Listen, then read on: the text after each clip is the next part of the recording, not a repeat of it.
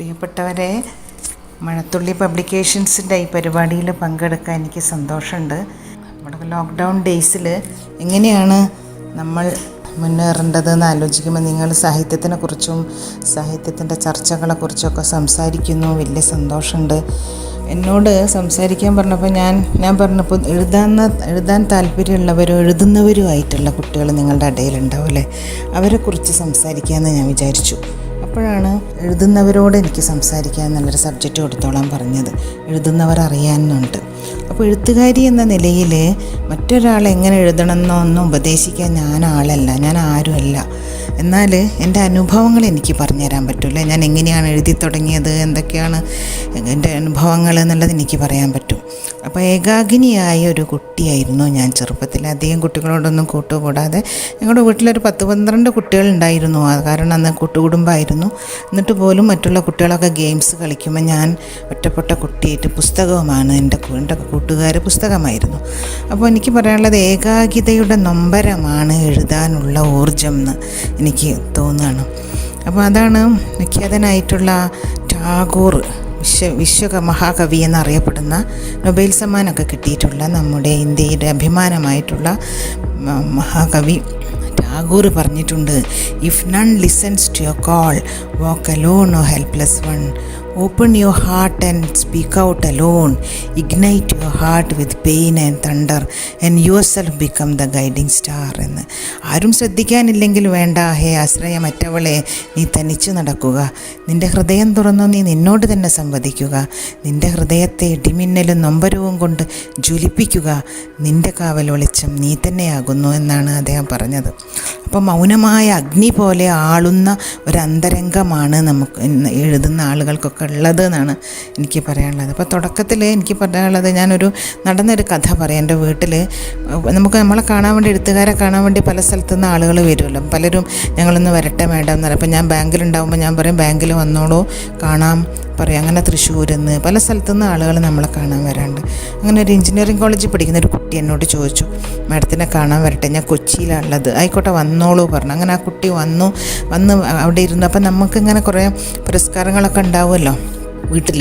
അപ്പോൾ അതിങ്ങനെ കണ്ടു. അപ്പോൾ ഇവ എന്നോട് പറയും, ഇവനെ ചായയൊക്കെ കൊടുത്തു കഴിഞ്ഞപ്പോൾ പോകാൻ നേരത്തെ എന്നോട് പറയാം, ചേച്ചി ആൻറ്റി എനിക്കൊരു കാര്യം ചോദിക്കാണ്ട്, ആൻറ്റിക്ക് കിട്ടിയ പോലെ ഇതേപോലെ കുറേ അവാർഡുകൾ, വീട് നിറച്ച് അവാർഡുകളൊക്കെ ഉണ്ടാവാൻ ഞാൻ എന്താ ചെയ്യേണ്ട ആൻറ്റി എന്നോട് ചോദിക്കുക. അപ്പം ഞാൻ പറഞ്ഞു, മോനെ നീ എഞ്ചിനീയറിംഗ് കോളേജിൽ പഠിക്കുന്നൊരു കുട്ടിയല്ലേ, നീ ഇങ്ങനെയാണോ ചോദിക്കുക, നീ എഴുതുമോ ചോദിച്ചു. ഇല്ല ആൻറ്റി എന്ന് പറഞ്ഞു. ഞാൻ വായിക്കാറുണ്ടോ? ഇല്ല പറഞ്ഞു. ഞാൻ പാഠപുസ്തകമേ വായിക്കാറുള്ളൂ പറഞ്ഞു. അപ്പം ഞാൻ പറഞ്ഞു, മോനെ ഇത് എനിക്ക് എഴുത്തിന് കിട്ടിയതാണ്. ഒരു 2-2.5 പതിറ്റാണ്ട് കാലത്തെ എൻ്റെ ആത്മസമർപ്പണത്തിന് അല്ലെങ്കിൽ എൻ്റെ സാഹിത്യത്തിന് വേണ്ടിയിട്ടുള്ള എൻ്റെ ഓരോ അവസരത്തിൽ എനിക്ക് കിട്ടിയിട്ടുള്ളതാണ് ഈ അവാർഡുകളൊക്കെ. അത് നീ ഏതെങ്കിലും ഒരു മേഖലയിൽ നിൻ്റെ കഴിവ് തെളിയിക്കുകയാണെങ്കിൽ നിനക്കും ഇതുപോലെ കിട്ടും. പക്ഷേ ഈ എഴുതുന്ന എങ്ങനെയൊന്നും പഠിപ്പിക്കാനാവില്ല എന്ന് ഞാൻ പറഞ്ഞു. അതുതന്നെയാണ് എനിക്ക് നിങ്ങളോട് പറയാനുള്ളത്. നിങ്ങളുടെ ഇടയിൽ എഴുതാൻ താല്പര്യമുള്ളവരുണ്ടാവും. അപ്പം നിങ്ങളൊരിക്കലും ഈ കുട്ടി പറഞ്ഞ പോലെ പ്രശസ്തിക്ക് വേണ്ടി നിങ്ങൾ എഴുതാൻ വേണ്ടി ആലോചിക്കരുത് കേട്ടോ. കാരണം നമുക്ക് അതൊരിക്കലും പഠിപ്പിക്കാനാവില്ല. ഒരാളെ പഠിപ്പിച്ചു കൊടുക്കാൻ പറ്റില്ല. അപ്പോൾ നമുക്ക് പാട്ട് വേണമെങ്കിൽ കുറച്ച് കഴിവുള്ള കുട്ടികളെ പാട്ട് പഠിപ്പിക്കുക, കുറച്ച് കഴിവുള്ള കുട്ടികളെ ചിത്രരചന പഠിപ്പിക്കുക, നൃത്തം വേണമെങ്കിൽ പഠിപ്പിക്കാം. അങ്ങനെ പലതും പരിശീലനം കൊണ്ട് നമുക്ക് നേടാൻ പറ്റും. കുറച്ച് കഴിവുണ്ടെങ്കിൽ നമുക്കതിനെ പരിശീലിപ്പിച്ചെടുക്കാൻ പറ്റും. പക്ഷെ കഥ ഇതിനതീതമാണെന്ന് എനിക്ക് തോന്നുന്നത്. ഞാനൊക്കെ കുട്ടികളെ ക്യാമ്പിൽ പോകുമ്പോൾ ഞാൻ പറയും, നമ്മൾ പഠിക്കാൻ വേണ്ടി വരരുത്, എങ്ങനെ എഴുതുന്നുള്ളത് നമുക്ക് അനുഭവങ്ങളെ പറഞ്ഞു തരാൻ പറ്റുള്ളൂ. അപ്പം നേരത്തെ പറഞ്ഞ മോഹം എന്തായിരുന്നു? പ്രശസ്തിക്ക് വേണ്ടിയായിരുന്നു. ആ കുട്ടിക്ക് പ്രശസ്തി കിട്ടണം. അപ്പോൾ 2 തരം എഴുത്തുകാരുണ്ടെന്ന് എനിക്ക് തോന്നിയിട്ടുണ്ട്. അമ്മയുടെ ഗർഭപാത്രത്തിൽ വെച്ചേ എഴുത്തുകാരായിട്ട് വരുന്ന ആൾക്കാരുണ്ട്. അതുപോലെ ആർജിത വ്യക്തിത്വങ്ങളുണ്ട്. അപ്പോൾ അമ്മയുടെ ഗർഭപാത്രത്തിൽ വെച്ച് എഴുത്തുകാരായിട്ടുള്ളവരെങ്ങനെയാണ്? മൃദുല സ്വർഗീയമായ അധരങ്ങളാൽ ഹൃദയ വ്രണങ്ങളെ ചുംബിച്ചുണക്കുകയാണ് ചെയ്യുന്നത്. എന്നാൽ ആർജിത വ്യക്തിത്വങ്ങൾ മുള്ളാണി പോലെ നമ്മുടെ ഹൃദയത്തെ നോവിക്കും. ഞാൻ കേട്ടിട്ടുണ്ട്, ആരോ പറയുന്നത് ഞാൻ കേട്ടിട്ടുണ്ട്, വീട്ടിലിരുന്ന് ബോറടിച്ചപ്പോൾ എഴുതി തുടങ്ങിയെന്നാണ് പറഞ്ഞത്. അതെന്തിനാണ്? പ്രശസ്തിക്ക് വേണ്ടിയാണ്. അപ്പോൾ വായനക്കാർ ബുദ്ധിശാലികളാണ് അല്ലേ. എഴുത്ത് എന്ന് പറഞ്ഞാൽ നമ്മളെക്കാളും വായനക്കാരാണ് ഏറ്റവും അധികം ബുദ്ധിയും ഇതൊക്കെ ഉള്ളത്. നമ്മൾ എഴുതുന്നത് വായിക്കുന്നത് അവരല്ലേ, അവരാണ് അതിനെ അവലോകനം ചെയ്യുന്നത്, വിശകലനം ചെയ്യുന്നത്, ശരിക്കുള്ള എഴുത്താണോ എന്നൊക്കെ തീരുമാനിക്കുന്നത്, അതിൻ്റെ സൗന്ദര്യമൊക്കെ തീരുമാനിക്കുന്നത് വായനക്കാരാണ്. അപ്പം എഴുത്ത് എന്ന് പറഞ്ഞാൽ നിരന്തരമായ തപസ്യയും ആത്മസമർപ്പണവുമാണ്. എൻ മോഹനൻ സാർ എന്നോട്, ഞാൻ എഴുതി തുടങ്ങിയ സമയത്ത് എനിക്ക് ലളിതാംബിക അന്തർജനത്തിൻ്റെ പുരസ്കാരം കിട്ടിയപ്പോൾ അദ്ദേഹം എന്നോട് പറഞ്ഞതാണ്, അപ്പം ഞാൻ കുറച്ചു കാലം എഴുതാതിരുന്ന്, അപ്പോൾ എന്നോട് പറഞ്ഞ് നീ എഴുതണം, നീ എഴുതാൻ ജനിച്ചവളാണ്, അപ്പോൾ കഴിവുള്ളവർ എഴുതിക്കൊണ്ടേ ഇരിക്കണം എന്നാണ് അദ്ദേഹം പറഞ്ഞത്. ഗ്യാപ്പില്ലാണ്ട് എഴുതണം എന്ന് പറഞ്ഞു. അങ്ങനെ മോഹൻ സാർ പറഞ്ഞ പോലെ 74 പുസ്തകമായി എനിക്കിപ്പം. 75ാമത്തെ ബുക്ക് MTനെ കുറിച്ചുള്ള ബുക്കാണ്. അത് ഈ മാസം മാതൃഭൂമി ഇറക്കുന്നുണ്ട്. അപ്പോൾ MT എന്നോട് പറഞ്ഞത്, എനിക്കൊരു അവാർഡൊക്കെ കിട്ടിയ സമയത്ത് മാതൃഭൂമിയിൽ എൻ്റെ ഒരു കഥ വന്നപ്പോൾ MT എന്നോട് പറഞ്ഞു, എനിക്കൊരു കത്ത് വന്നത് ഉള്ളിലെ കനൽ കെടാതെ സൂക്ഷിക്കുക എന്നാണ്. അപ്പോൾ ONV സാർ എന്നോട് പറഞ്ഞിട്ടുണ്ട് ഇനിയും കവിതകൾ എഴുതണം എന്ന്. അങ്ങനെ ആദ്യമൊക്കെ നമ്മളെന്താണ് പത്രമാസികയിലൊക്കെ കഥ അയച്ചിട്ടും കവിത അയച്ചിട്ടും കാത്തിരിക്കും. ഇപ്പോഴും അത് തന്നെയാണ്, പബ്ലിഷ് ചെയ്യപ്പെടുന്നില്ല. അപ്പോൾ ഇന്ന് അച്ചടി മാധ്യമത്തെ തള്ളിക്കളഞ്ഞ് എഴുത്തുകാർ ഫേസ്ബുക്കിലൊക്കെ എഴുതുന്നു. അപ്പോൾ സർഗാത്മകതയുടെ തീപ്പൊരി ചിതറുന്ന എഴുത്തുകൾ ഞാൻ കണ്ടിട്ടുണ്ട് ഇതിൽ. അതേസമയം എഴുതാൻ വേണ്ടി എന്തെങ്കിലുമൊക്കെ എഴുതി കൂട്ടുന്ന അക്ഷരങ്ങൾ നിരത്തി വെച്ചിട്ട് കവിത എഴുതുന്നവരെയും കണ്ടിട്ടുണ്ട്. അത് നനഞ്ഞ പടക്കം പോലെയാണ്. അപ്പോൾ സൗഹൃദത്തിൻ്റെ പേരിൽ നമ്മളെ ലൈക്കും കമൻറ്റൊക്കെ കൊടുക്കുന്നു. സർഗാത്മകതയുടെ സ്പർശമില്ലാത്ത കവിതകൾ വായിച്ചാൽ, അല്ലെങ്കിൽ ഫേസ്ബുക്കിൽ അതിൻ്റെ കഥകൾ വായിച്ചാൽ ഞാൻ മൗനം പാലിക്കും. നന്നെങ്കിലും ഞാൻ എന്തെങ്കിലും അഭിപ്രായം എഴുതും, അല്ലെങ്കിൽ ഞാനൊന്നും എഴുതാറില്ല. കാരണം ആരെയും പ്രീണിപ്പിക്കാൻ വേണ്ടി നമ്മളൊന്നും ചെയ്യരുത്. എഴുതണമെങ്കിൽ നമ്മുടെ ഉള്ളിൽ സർഗാത്മകതയുടെ സ്പാർക്ക് വേണം. അപ്പോൾ MT തന്നെ പറഞ്ഞിട്ടുണ്ട്, നമുക്ക് നമ്മുടെ കഥ, നമ്മളൊരു കഥ എഴുതി കഴിഞ്ഞാൽ നമുക്ക് ആവർത്തിച്ച് 10 പ്രാവശ്യം വായിക്കാൻ പറ്റുമെങ്കിലാണ് വായനക്കാർ ഒരു പ്രാവശ്യം വായിക്കുള്ളൂ എന്ന്.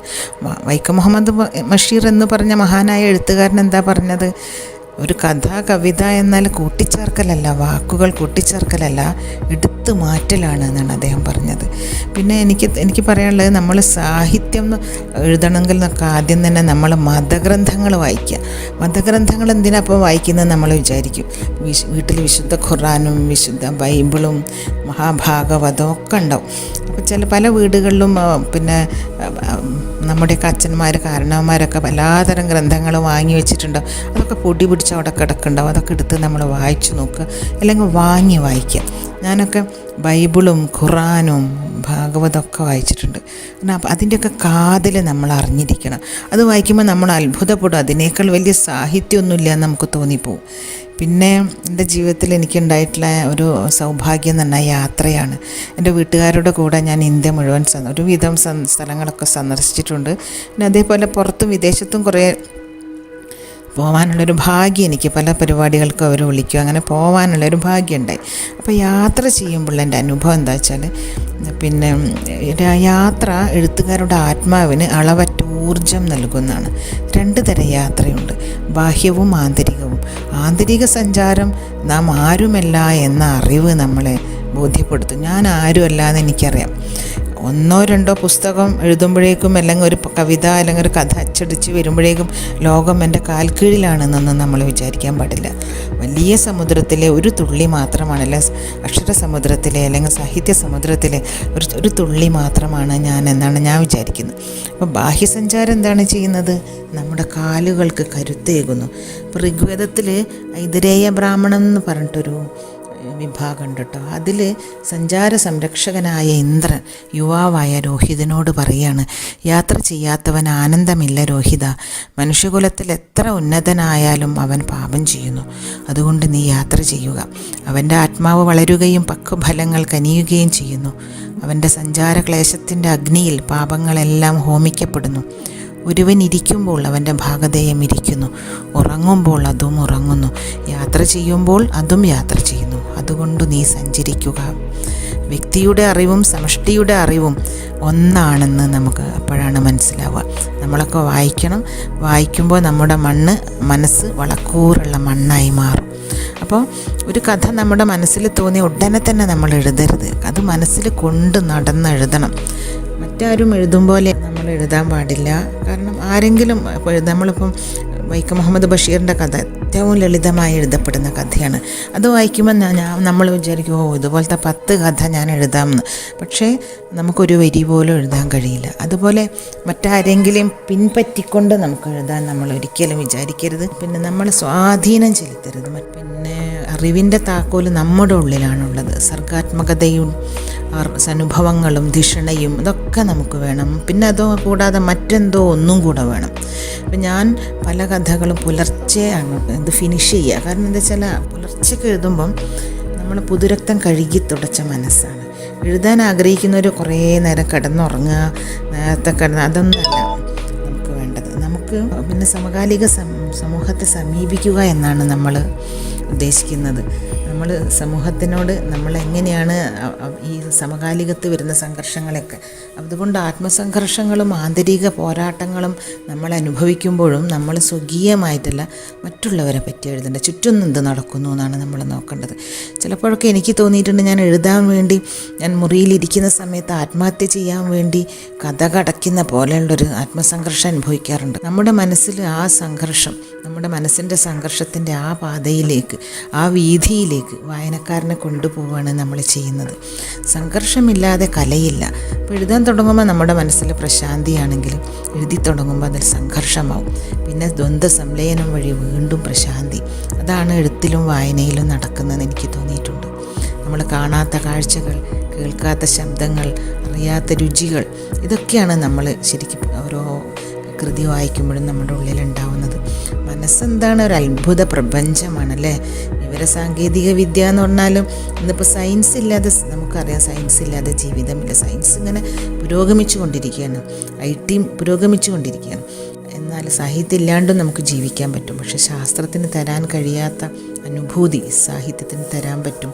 MT ഒക്കെ ഒരു പുസ്തകം വായിക്കാൻ വേണ്ടി കുന്നുകൾ കയറി മറിഞ്ഞിട്ടാണ് അത്രയും, ഒരുപാട് നടന്നിട്ടാണ് അത്ര ഉളപ്പമണ്ണ മനയിൽ പോയിട്ട് ഒരു പുസ്തകം വാങ്ങിയത്. ഇന്ന് അദ്ദേഹം ജ്ഞാനപീഠ ജേതാവാണ്. അപ്പോൾ എഴുതി തെളിഞ്ഞവർക്ക് എഴുതി തുടങ്ങുന്നവരോടുള്ള പുച്ഛം പാടില്ല. നമ്മൾ പിന്നാലെ എഴുത്തുകാർ വന്നുകൊണ്ടിരിക്കണം.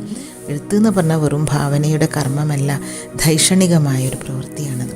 കൈപ്പേറിയ സമൂഹ സത്യത്തെ മാരിവില്ലിൻ്റെ ശോഭയാക്കി മാറ്റുന്നതാണ് സാഹിത്യം. നമ്മുടെ ഭാഷ, സങ്കേതം, ശൈലി ഇതൊക്കെ തന്നെ അതിൽ ശ്രദ്ധിക്കണം. അപ്പം നമ്മൾ സ്നേഹിക്കാൻ പഠിക്കും. എല്ലാ മുറിവുകളെയും ഉണക്കുന്ന വിശുദ്ധ ലേപനമാണ് സ്നേഹം എന്ന് നമുക്കറിയാലോ. മനുഷ്യനന്മയെ വെട്ടിമുറിക്കാൻ അനുവദിക്കരുത്.